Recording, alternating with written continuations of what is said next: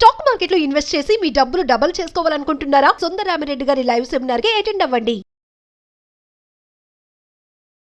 నమస్తే రమ్మగారు. నమస్తే జయ.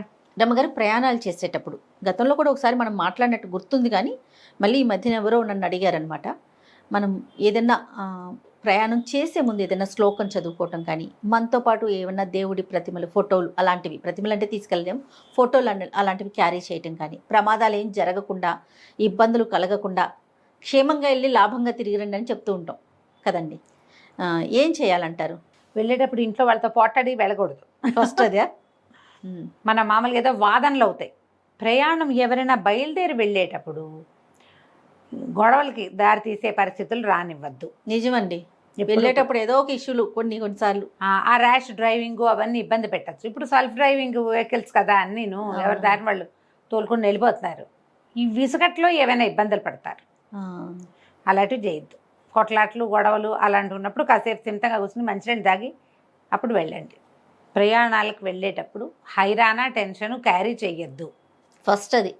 ఇది బేసిక్ రూల్. ఎవరికైనా సరే మనం పిల్లల్ని పంపిస్తాం, జాగ్రత్త జాగ్రత్త జాగ్రత్త జాగ్రత్త అని చెప్తాం.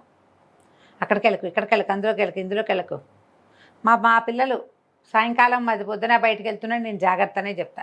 వాడు అనాలి, అనాలి. అనకపోతే నాకు ఫీలింగ్ ఏమిటి వీడు అనలేదు అలా అనిపిస్తుంది. వాడు అంటే సేఫ్ ఫీల్, వాడు అనకపోతే టెన్షన్. అవునే రమ్మగారు, ఒక్కొక్కరికి ఒక్కొక్కటి ఉంటుంది కదా. అనాలి. వాడు తలకాయ ఊపి లేదా శబ్దం వస్తే వినేస్తే స్థిమితంగా ఉంటుంది. జాగ్రత్త అని చెప్తాం. ఎవరైనా వెళ్తుంటే జాగ్రత్త లాంటి పదాలు ఎక్కువ అనకూడదు. ఓసారి అని ఊరుకోవాలి. కొంతమంది అదే పనిగా జాగ్రత్తలు చెప్తారు. ఏదో కంపు మునిగినట్టు అవుతుంది. నువ్వు ఇలా చెప్పావు అందుకే ఇలాగైందంటారు. అంత ఎక్కువ కాకుండా కొంచెం జాగ్రత్త వహించడం. ఇంట్లో నుంచి బయటికి వెళ్ళేటప్పుడు ఎవరైనా ప్రతిరోజు కూడా దేవుడికి దండం పెట్టుకుని వెళ్తే మంచిది. మనకి ఏదో ఒక దేవతార్చనో, ఒక దేవుడి మందిరమో, ఓ చిన్న గూడో ఏదో ఒకటి ఉంటుంది కదా. మనం ప్రార్థనా స్థలం, దీపారాధన చేసుకునేందుకు పెట్టుకునేది. దండం పెట్టుకోండి, దేవుడికి దండం పెట్టుకుని వెళ్ళండి.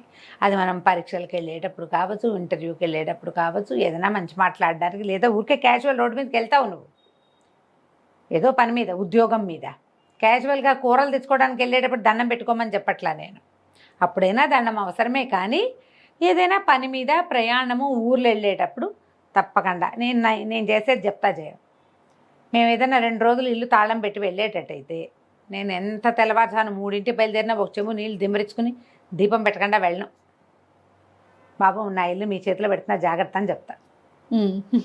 దేవుడికి జాగ్రత్త అని చెప్పడమే అలవాటు నాకు. 4ంటికి 3ంటికి తిరుపతి ప్రయాణాలు, ఏ ఊరైనా వెళ్తే ఎర్లీ మార్నింగ్నే బయలుదేరుతున్నాను. ఖచ్చితంగా దీపారాధన చేసి వెళ్తాను. స్నానం చేయకుండా వెళ్ళను. మీ అలవాట్లు, మీ పద్ధతులు మీరు ఎలా కావాలంటే అట్లా. కానీ ఒకసారి నమస్కారం చేసుకుంటే ఏంటంటే, మనం ఒక్కసారి భగవంతుడి ప్రతిమా విశేషమో, ఫోటోలో ఏదైనా చూస్తే మన దేవుడికి గూడు మనకి ప్రశాంతతనిస్తుంది కదా. అవును కదా.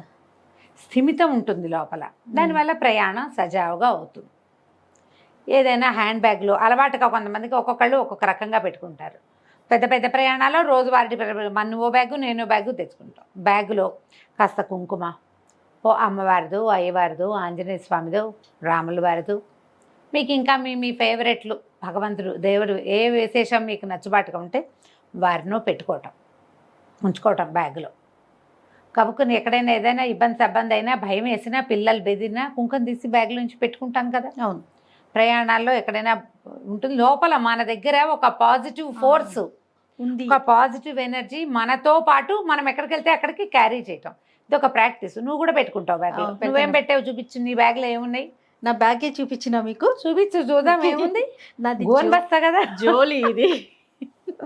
నవద్రమ్మ గారు అన్ని చూపించను, కొన్ని చూపిస్తాను. జనరల్గా నువ్వు పాజిటివ్గా ఫీల్ అయ్యే విషయం ఏమిటో చూపించు మాకు. ఓకే. ఫస్ట్ నేను నా మనీ వ్యాలెట్లో పర్సులో ఒక పర్సు ఉంటుంది, దాంట్లో మళ్ళీ ఇంకొకటి ఉంటుంది. ఓకే. ఇది మా అయింది, తీసేసుకున్నా నేను. ఇందులో సాయిబాబాని పెట్టుకుంటానండి. కార్డ్స్తో పాటు, మనీతో పాటుగా ఒక బాబా గారు ఉంటాడు. మా కార్డులు మా దగ్గర ఒక జేజి ఉంటుంది, జేజి పెట్టుకుంటాను. కనకదుర్గ. ఓకే. తర్వాత కుంకుమ. మీరు చెప్తుంటే నాకు నా బ్యాగ్ చూసి చెప్పినట్టే అనిపించింది రమ్మగారు. నాకు నేను నా బ్యాగ్ గురించి చెప్తున్నాను. వచ్చే ఓ పర్సులో ఇంకో పర్సు ఇంకో పర్సు అంటే కలిసిపోకుండా చూడ పోకుండా ఇప్పటికి 4 పర్సులు తీసింది. దానికి గోని బస్తాలు కావాల్సింది అన్ని పెట్టాలండి. కుంకుమ, మళ్ళీ మొన్న ఈ మధ్య ఏదో గుడికి వెళ్తే అక్కడ అదో పొట్లం. ఇవి నేను బ్యాగులు మారుస్తా ఉంటా. ఈ మార్చిన పర్సు మాత్రం ప్రతిసారి ఇవన్నీ తీసి మళ్ళీ అందులో పెట్టుకుంటాను అనమాట. ఇది ఒక కార్యక్రమం. ఇంక ఇది అలవాటుగా ఎక్కడికి వెళ్ళినా ఏం చేసినా ఇది అలవాటు.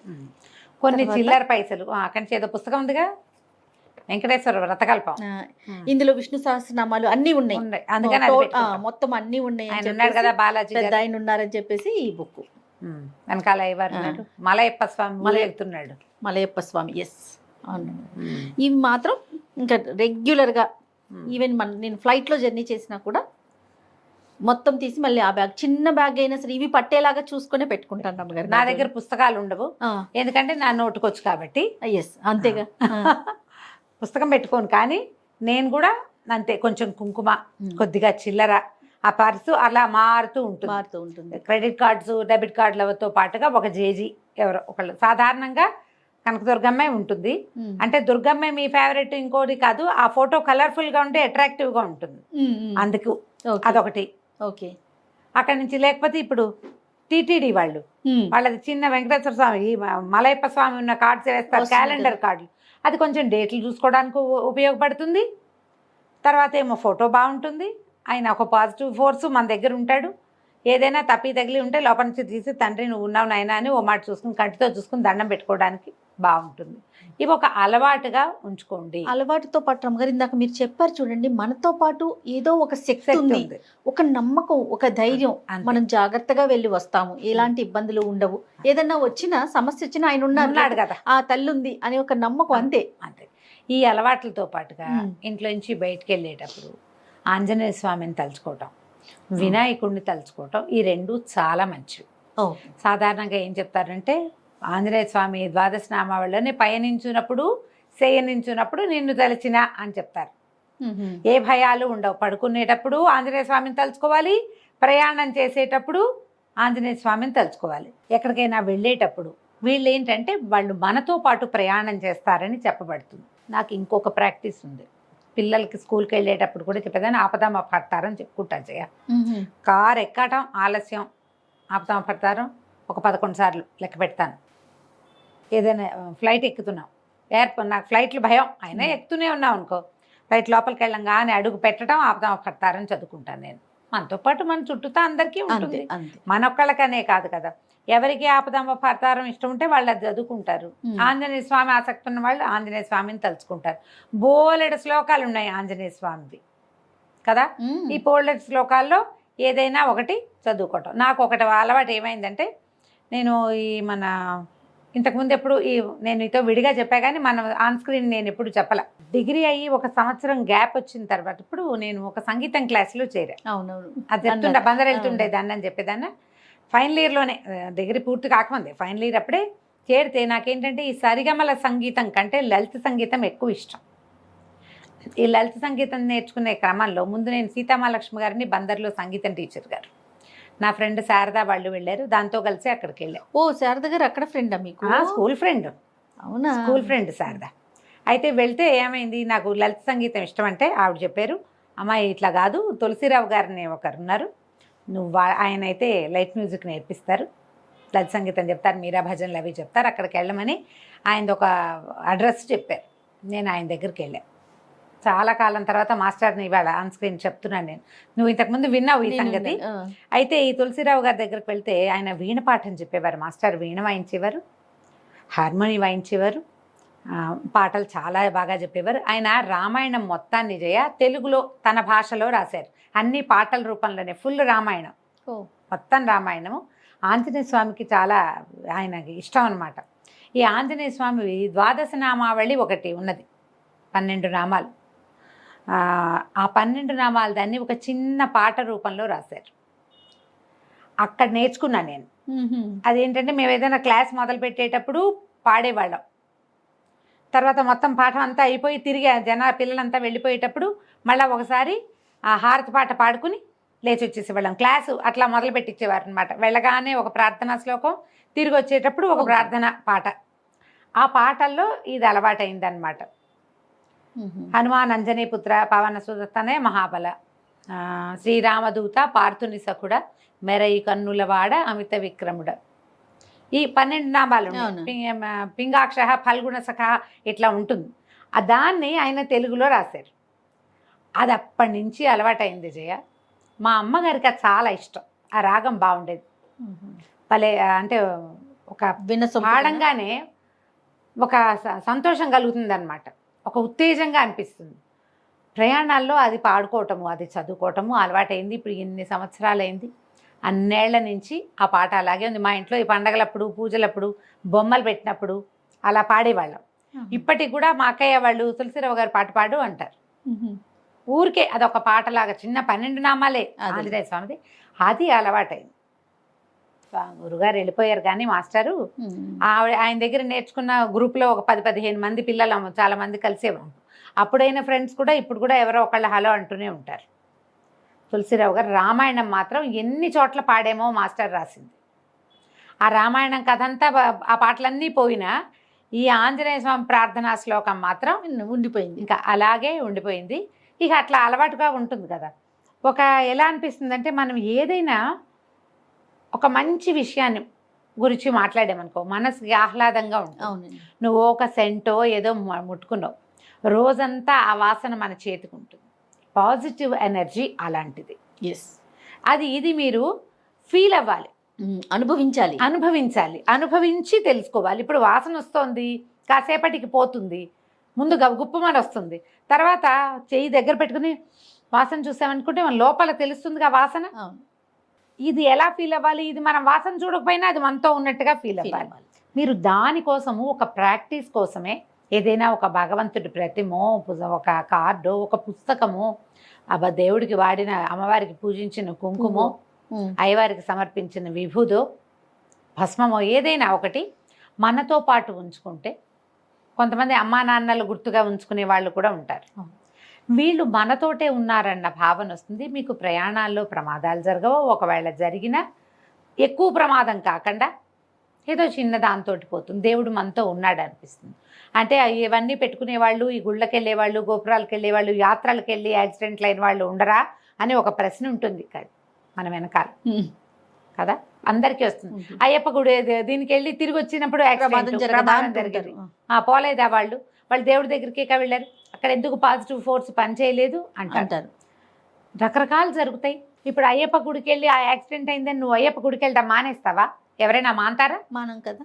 తిరుపతి కొండ మీద చూస్తూ యాక్సిడెంట్ అయింది, తిరుపతి కొండ వెళ్ళటం మానేస్తావా? ఎందుకు? రోడ్డు మీద వెళ్తున్నవాడు పడిపోతాడు, మానేదురుకుంటాను, నువ్వు వెళ్ళడం మానతావా? మానవుగా ఎందుకు మానలేదో చెప్పు. దానికి ఒక ఆన్సర్ ఉందా మన దగ్గర? జరుగుతూ ఉంటాయి అట్లా, అంతే. జరుగుతున్నాయని మనం వెళ్ళడం మానలా. అన్నం తింటూ తింటూ ములక్కాడ ముక్క గొంతులో గుచ్చుకుని పోయారు మన మధ్య ఎవరో తెలిసిన వాళ్ళు. అది చెప్పారు ఆ మాట, ములక్కాడ గుచ్చుకుంది. ములక్కాడలు మానేస్తాం మనం, ములక్కాడ గుచ్చుకుంటుంది, జాగ్రత్తగా ఉంటాం ఓ పూట, తర్వాత అది మర్చిపోతాం. జీవితం అలాంటిదే కదా. అంతేగా. పాజిటివ్ ఎనర్జీని ప్రశ్నించద్దు, ఫస్ట్ ఇది నేర్చుకోవాలి అది మనతోటి ఉంచుకోవాలి. ఏదైనా నోటితో మంచి మాట అనుకునే అలవాటు ఉంటే ఒకటి అనుకోండి, అది మీకు ప్లస్సే, కానీ దానివల్ల మీకు ఏ నష్టమూ జరగదు, ప్లస్ అవుతుంది. కొంతమంది కారులో బయలుదేరంగానే విష్ణుదాసనామం పెట్టుకుంటారు ప్రయాణాల్లో. ముందు అది వినేశాక తర్వాత ఇంకోటి ఏదైనా చిన్న చిన్న డ్రైవ్స్ అయితే ఏవో దేవుడి పాటలు పెట్టుకుంటారు. అన్నీ కూడా మీరు సంగీతం పెట్టుకున్నట్టే ఇది కూడా అంతే. పాజిటివ్ సంగీతం పెట్టుకుంటే ఇంకా మంచిది. ప్రాక్టీస్ చేయండి, ఇది పిల్లలకి నేర్పించండి. మీ పిల్లల్లో దైవభక్తి ఎలా పెంచాలని మనవాడు ఎప్పుడు రెగ్యులర్ క్వశ్చన్ అది. పిల్లల్లో దైవభక్తి అలవాటు చేయాలి. అన్నంతో పెరుగన్నంలో ఆవకాయ నలుచుకోవడం, అరటిపండు నలుచుకోవడం, మామిడి పండు నలుచుకోవడం, అరిసె ముక్కో సపోటా వాళ్ళు నలుచుకోవడం ఎలా నేర్పించాం మనం, అంతేనా? దైవభక్తి అట్లా నేర్పించాలి. నేర్పిస్తే అలవాటు అవుతుంది, తర్వాత దాంట్లో నమ్మకం కుదురుతుంది, తర్వాత దాని ఆలంబనతో జీవించడం వస్తుంది. మనకు కావాల్సింది అది. ఎలాగోలాగా బతికేస్తాం, సంతోషంగా బతకడం కదా ఇంపార్టెంట్, ధైర్యంగా బతకటం ఇంపార్టెంట్. ఆ రెండిటికి పాజిటివ్ ఎనర్జీని మనతో ఉంచుకోవటం ఎలా అనేదాన్ని ప్రాక్టీస్ చేయండి. హ్యాండ్ బ్యాగుల్లో లిప్స్టిక్లు, కాజల్ పెన్సిల్స్ గోల్డ్ అని పెట్టుకుంటాం. వాటితో పాటు దైవ సంబంధమైన ఒక వ్యవహారాన్ని మీతో ఉంచుకోండి, మీ పిల్లల బ్యాగుల్లో ఉంచండి. పిల్లలు ఫారిన్ కంట్రీస్ వెళ్తారు, చదువులకు వెళ్తారు. అవునా? ఓ కుంకుమ, ఓ చిన్న వినాయకుడు రోజు కనపడేలాగా పెట్టుకో, ఆంజనేయ స్వామిని కనిపించేలాగా పెట్టుకో, ఓ బాలాజీ ఫోటో పెట్టు, దండం పెట్టుకో పొద్దున్న లేవగానే. ఇలాంటివి నేర్పించండి. తప్పకుండా రమ్మగారు. నమస్తే. నమస్తే.